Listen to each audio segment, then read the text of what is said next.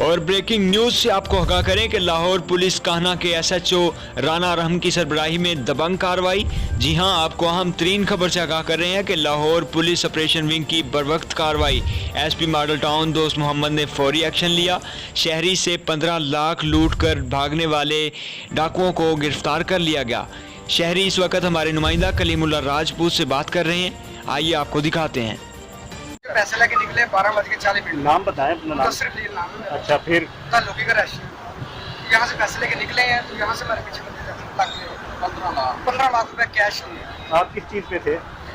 गाड़ी के हमारे पास आल्टो ब्लाइंड फार कितने अफराद थे आप गाड़ी में? 3 अफराद हैं। अच्छा, तो लूटने वालों ने आपको कहाँ जाके लूटा, क्या हुआ? 5 नंबर स्टॉप पे जाकर उन्होंने लूटा।